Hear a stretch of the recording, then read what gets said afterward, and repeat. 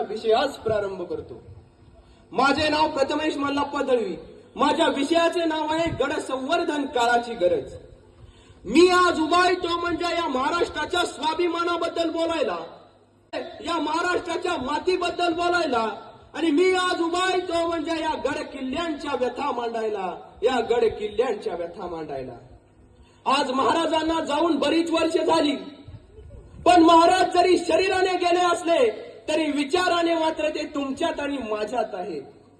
महाराजांनी त्यांच्या जीवन कालावधीत तब्बल 392 किल्ले जिंकले व त्यापैकी काही बांधले। जिथे किल्ले बांधले ती या महाराष्ट्राची पावन माती। मग महाराष्ट्र म्हणजे काय हो? महाराष्ट्र जिजाऊंच्या गळ्यातील माळ म्हणजे महाराष्ट्र, सईंचं कुंकवानं भरलेलं कपाळ म्हणजे महाराष्ट्र।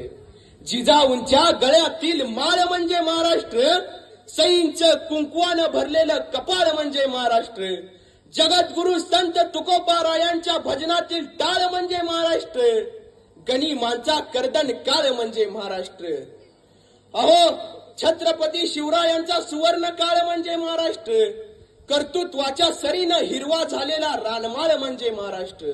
अहो, आमच्या मावळ्यांचं बलिदान म्हणजे महाराष्ट्र, आणि तुमचा आमचा प्राण म्हणजे महाराष्ट्र, तुमचा आमचा प्राण म्हणजे महाराष्ट्र। आज आपण जातो गड किल्ले बघायला। आपली पोरं म्हणतात काय बघायची ती दगड?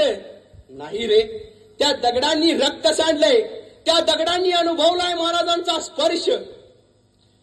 आज बाहेरच्या राज्यातील किल्ले बघाल तर ते अगदी सुंदर व टिकलेले आहेत। का? कारण ज्या ज्या वेळी त्यांच्यावर शत्रूंनी हल्ले चढवले त्या त्यावेळी त्यांनी भीतीपोटी माना झुकवल्या व किल्ले वाचवले। ज्या ज्या वेळी त्यांच्यावर शत्रूंनी हल्ले चढवले त्या त्यावेळी त्यांनी भीतीपोटी माना झुकवल्या व किल्ले वाचवले, आणि ज्या ज्या वेळी आमच्यावर शत्रूंनी हल्ले चढवले ना त्या त्यावेळी आम्ही बाणा नाही वाकवल्या, आम्ही छात्या फाकवल्या, आम्ही छात्या फाकवल्या। यासाठी गड किल्ले बघायचे। मी तर म्हणतो प्रत्येकाने आपल्या आयुष्यात महाराजांचा एक तरी किल्ला बघितलाच पाहिजे, त्याशिवाय आपल्या आयुष्याचा अर्थच पूर्ण होणार नाही। मध्यंतरी छत्रपती शिवाजी महाराजांच्या पुतळ्याची अवहेलना झाली। मी म्हणतो त्या शिल्पकाराला एकदा रायगडाची 3री पायरी दाखवा, सेवेचे ठाई तत्पर हिरोजी इंदलकर। त्याला कळून जाईल की आयुष्यातील प्रत्येक गोष्ट ही टक्केवारीत नाही करता येत, तर काही गोष्टींसाठी आपलं इमान सुद्धा द्यावं लागतं, आपलं इमान सुद्धा द्यावं लागतं। आज आपण पाहायला गेलं तर काही गडावरील दगड ढासळत चाललेत।